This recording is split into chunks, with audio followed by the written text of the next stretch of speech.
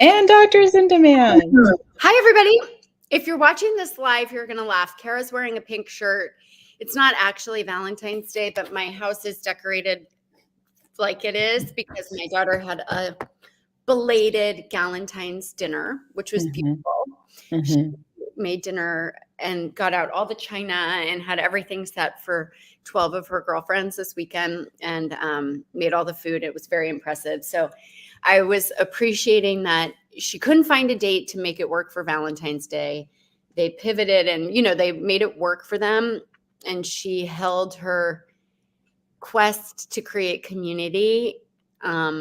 She's like her mama. She likes entertaining and being in community. She kept the vision, made it happen. Everybody was really happy. And who actually cares if you're doing it in the right way? So that's just to give the context. But today we're talking about hormones, hormone balance, hormone testing.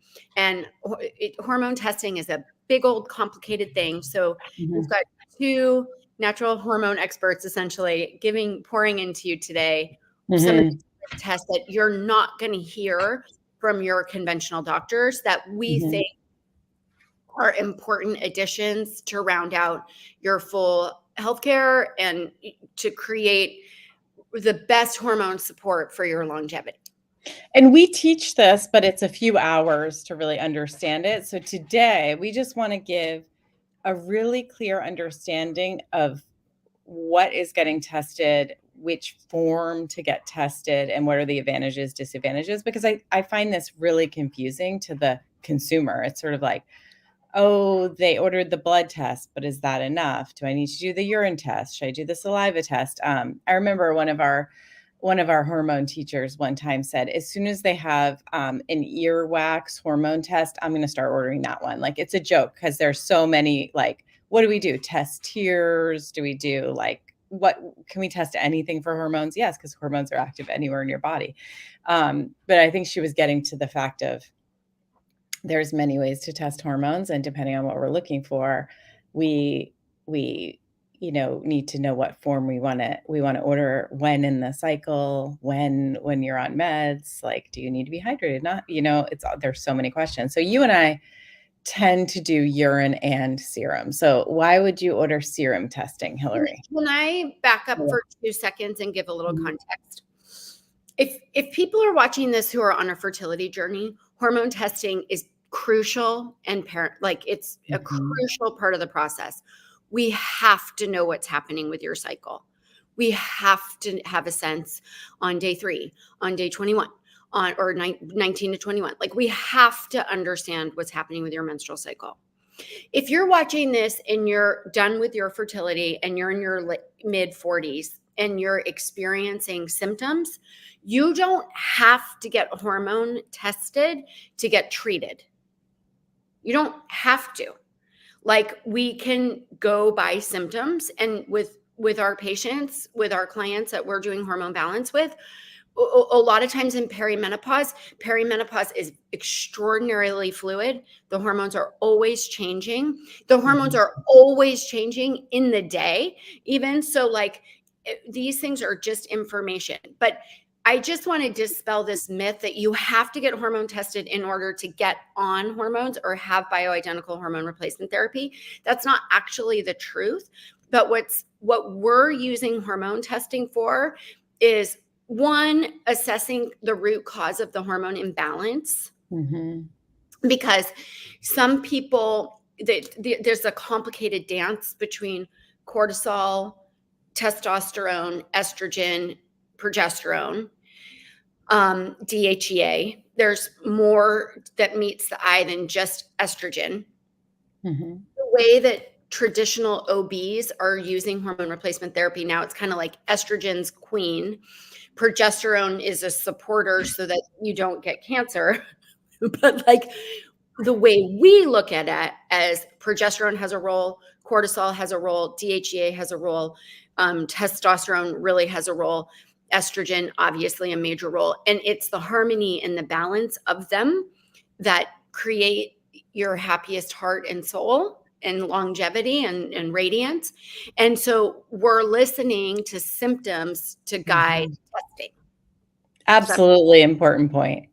a good clinician can give you what you need based on a symptom picture because it's very understandable by what's going on with you if you get a really good detailed history and a detail of what's going on in that woman's day.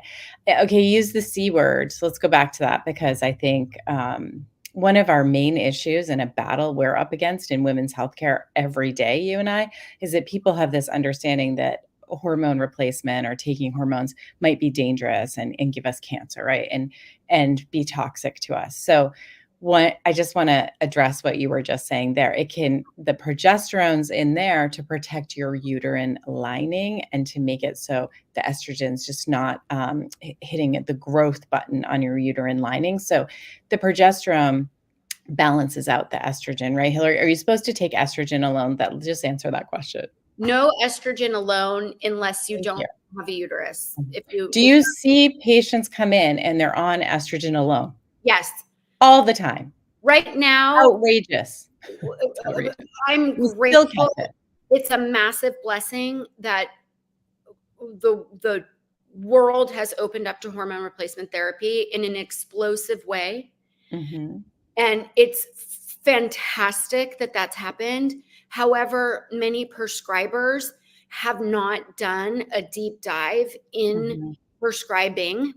And just because you're a gynecologist doesn't mean you're a hormone expert. They are Mhm. surgical experts. They do stuff that, like, in a million years I could never ever dream of doing. Colposcopies, biopsies, surgeries, deliveries. I mean, they are badass ballers in that realm. They might not have done as much around hormones, hormone balance. Mhm. And we know that, so there's just different, so some women are getting, I had a patient the other day that was wildly underdosed progesterone. It was the weirdest thing. It was that, like, the prescriber really didn't have an It's sort of like, where did they get this from? There's no research study on this. It's like, feels like it's made up. We have these conversations all together a lot because it's so frustrating when we find a woman on an incorrect hormone dose and something we don't consider safe, and so it's frustrating. But anyway, it's all about education. So let's talk You brought up about the C word, and I the thought C word. you meant cancer, and I thought you meant cortisol. So cortisol is something that has a really bad rap. Like, everybody's sort of like, I'm trying to get my cortisol down. I'm trying to get my cortisol Mhm. down. And the story that Kara and I want to really illuminate is this is all about the Goldilocks rule. Yes. And it's the just right amount. And you don't want too little and you don't want too much. And Mhm. cortisol is one of our badass hormones that helps us get up and get stuff done and Mhm. have a lot of chi and momentum. And so for people who, cortisol is not all bad, right? And so we're always listening. We know what it's like if people have too little. We know what it's like if people have too much. But sometimes it's really effective to do a cortisol test and test somebody's cortisol over the day.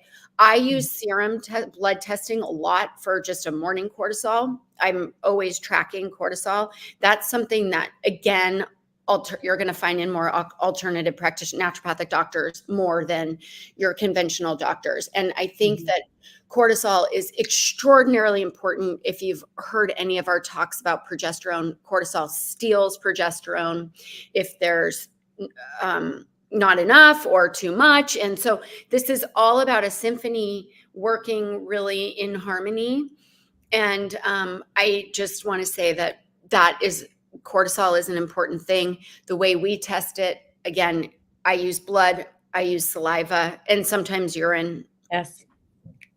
We do a few. So let's talk about the gold standard of a woman goes in, she says, I want my hormones tested. And general gold standard for your doctor, whether it's your primary care doctor or your gynecologist, is going to be, okay, I'm going to add this to your serum order, to your regular blood draw. Maybe it's your yearly blood work. We're going to add it there. So advantages are you're already going. It's pretty easy to just add it in. Disadvantages, right? It's single point testing. So we're just seeing one time of the day, one day. This is it. This is what we have. How much weight are we going to put on that information, knowing that these sex hormones, especially, are fluctuating incredibly through the day. So, looking at research of if we did this draw every 10 minutes, how would it change? Significantly. So that's one of the issues with we're going to test hormones in your regular blood work and look, everything looks fine, yet you have a hormone imbalance. And this is why symptoms are queen. Mhm. Symptoms are queen. Symptoms are definitely queen. Are the queen, and they matter the most. And you just have to have good practitioners who can discern what some of the imbalances are. The fascinating thing about hormones is you can have an imbalance relative to each other that give you symptoms. You can have a frank deficiency of both and an imbalance, right? You can have an excess of something. And so it's just about really getting good at hearing. And this is the fun part about being doctors. Kara and I've been in practice since the early 2000s. And like, that's the fun part now. Like, we've done enough that we're like, ding, ding, ding, we get it. Okay. So, Right. but let's talk about serum. When you go get your annual blood work, what blood is really good for is it's really good for thyroid. And we think that thyroid should always be screened and looked at, TSH, a T4, and probably a T3, especially if there's any hair loss or fatigue or weight gain. And you might have to advocate for the further testing, because some just do a TSH and that would reflex to something if it was off, but the measure and marker of being off is too extreme. So you want to get the info in the original blood test. Blood is very good for testosterone. Very good. And usually the way that I'm tracking testosterone, and I just now, since we said the T word, like, women, we have testosterone. It's a major player in our hormone harmony.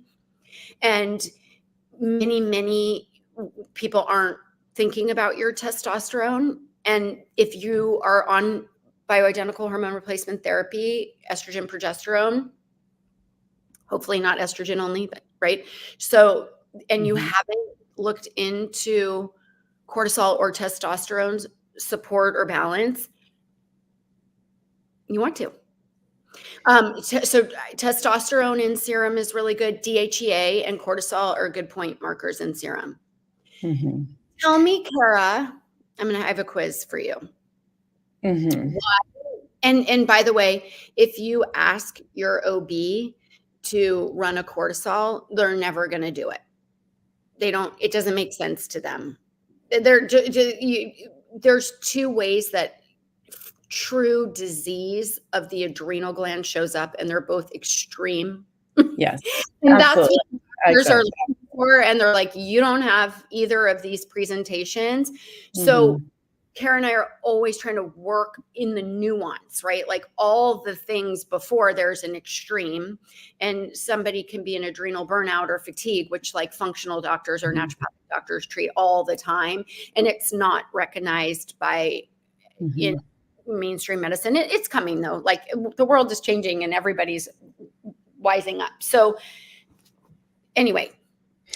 And it's great to do the numbers in your regular blood draw, but there are issues and there are specific forms that need to be ordered. So, it's like, again, you just need to really know what you're doing to get the proper information out of it. Okay, let's move on to the urine, maybe, because urine has an incredible advantage of, now we can see the metabolites. So not how much is flying around in your bloodstream, but how your body is detoxing it and getting rid of it. Like, what is your body doing with that stuff that's in your bloodstream? What's happening to it? And so that is incredibly important when we're talking about hormones, because you and I could each have, let's say we have a number of 50 in our blood work on our estradiol, say, whatever. I'm just picking a number. You and I could each have that. And then we do the urine metabolite test and we see how our body's dealing with it. And you and I have completely different pathways there. And we are going to show up with completely different symptoms. And it's so important to be able to know that and how your body deals with these hormones. So that is a very individual thing. And that's the nuance that's missed in this cookie cutter thing of, oh, you want hormones? Just take this, oh, you're perimenopausal, I'll put you on the pill. oh, you're trying to get pregnant, I'll just put you on this progesterone second half of your cycle. Those approaches are completely irresponsible to me. It's just not how it should be done. We have the information. It does take more time. It takes more care. It takes more of the person. They have to show up. They have to do different kinds of testing, which can be harder to do. But, women want wellness and they want their hormones balanced. So they really deserve to know that there is better testing available. And I think that my goal for our when I'm prescribing hormones to a patient is to get to try to understand the risks to her over time, if we get to be on this super long term. So I think one of the important investigations is once you're on hormone, like most women should get to be on hormone. Like that's not a question. And the great news. Because why? Tell us why. Because that was not happening 10 years ago. Because one, the data is just very supportive of benefit, massively, wildly outweighing risk around bone protection, around brain protection, around heart protection, and preserving our sex lives, our actual anatomy, like keeping the structures really intact so that we don't get a urinary tract infection in our 80s and die because we've shriveled, right? So we want to be juicy and vibrant for as long as we are walking the planet, and we get to be now, and the research is coming correct. Sarah and I were in med school in 2004 when this study came out about hormones. Many people have heard about this study. It was very hideously done. They enrolled women who didn't have a great safety profile. They extrapolated kind of a lot of bad things about the way the hormone was acting. They were using non-bioidentical, and bioidentical means the hormone you take is the hormone you make, right? That's what that means. And so that has a very different implication than a lot of the pill-like structures where it's different kinds of hormone, like medroxyprogesterone does not look the same as progesterone, and your liver has to try to make those things equal, and that is a process. So in the study, the majority of people back then were on hormones that were extracted from horse urine. So right there, so there are so many things we could say about this, but what we want to say is there are people who should never be put on hormone. You should find out if you're one of those. And there are people who it could greatly benefit. So you should be able to talk to a practitioner who knows enough to be able to have that conversation with you. I think it's like really an important public health message. Women, learn more about your hormones, because I think there's a lot of people that suffer a lot of things they don't need to because we have these tools available. And that's the thing that's kind of an issue for me is I practice in Connecticut, and what I see done here in Connecticut is just not as on top of the research as maybe on the West Coast, the doctors on the West Coast. It's just a different thing. And we know that research takes 20 years potentially to get into clinical practices. So let's get on top of the research and see what we know about the hormones, and then weed out the women. It's fewer women than we originally thought. It's very few that really should not ever be put on them. And if you were told 10 years ago, 5 years ago, or whatever, you shouldn't take hormones, it's worth a conversation again now, because it's all the time I catch this in my practice where I'm like, when did you have that conversation? Okay, the understanding of the research is different. The safety is different now. Let's go have that conversation again. So we love to go off. We're on urine hormones. Urine testing. When you are using hormone replacement therapy, it is very, to us, impactful to look at the metabolites of detoxification. Estrogen has a very complex detoxification process. And then if you've heard us talk about our genetics and our genetic pathway, like if you put an estrogen patch on me, I'm going to drive to way more testosterone because I have PCOS and that's my genetic pathway. You can see it really clearly in my genetics. She's going to drive. I don't know if I'm pointing the right way, but she's going to drive to estrogen and a potential toxic byproduct of her detoxed estrogen. So I need to know that. And I need to try to biohack that for her so that long term, she's not having an impact that we don't want her to have. And for me, I need to recognize that I might not need the same amount of testosterone that I give to her, right? Like I'm going to give her way more testosterone than I give me. And if I give me the same amount of testosterone that I give her, I'm going to grow chin hair. And I really don't want that. Oh my gosh.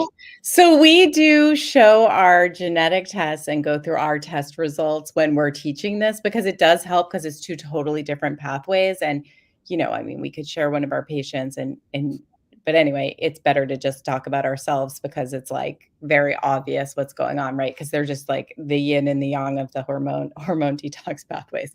So it's really interesting to notice that. And I think you get a lot of that data from the urine testing, the dried urine testing that has been out a while now, and many people do it. I think it's a skill understanding what to use in those tests. And there's a few test companies available. There used to be only one, but believe me, people got on it and we have great tests that are less money even.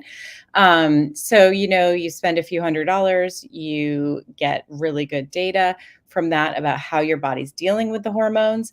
And that test can be used to monitor when you're on hormones. So it's great. Like, let's see what your body's actually doing and how we can support that with diet and lifestyle and what we can do. And so I think the nuances that are being missed if you're not working with a badasses like us. No, I'm kidding. With naturopathic doctors or functional medicine doctors, right? Hormone experts. It really needs to be someone who studies hormones and does a lot of extra reading and extra research on hormones. Is understanding your testosterone because it is a superpower hormone. And if many women, it's for most women, it's made in the ovary or through detoxification. And as the lights dim out on your ovaries, you're not making as much testosterone. And testosterone is all about, it's interesting, like a lot of my patients, a subtle prescribing, if they're CEOs or they're in roles in business, I tend to find that they need a little more because they're showing up in a real, having to make decisions, own their decisions, process information quickly. These are things testosterone give us, not taking away some of the rumination, taking away some of the emotion. So again, it's the Goldilocks rule. If I give a lady too much testosterone, she's giving traffic the double bird. She's angry. She has road rage and she's yelling at her partner. That's not what we're going for. No. We're going for a subtle harmony, and some women need more testosterone than others.